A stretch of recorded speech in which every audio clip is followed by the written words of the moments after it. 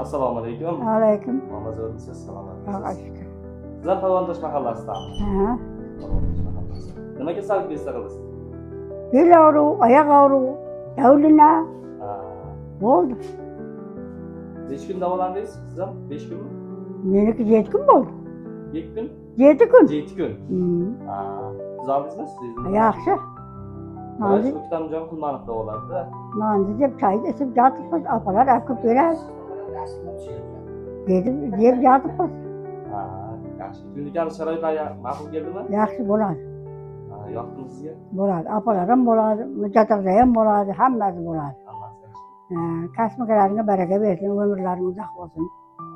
Rizqlaring mo'l bo'lsin. Sog' salomat o'ynab kulib yuringlar. Alloh xudo yor bo'lsin. Allohu akbar Xudoga hech yomonlik ko'rma. Kelayotgan balo qazolardan, bemahallardan Alloh Xudoning o'zi asrab tursin hammani.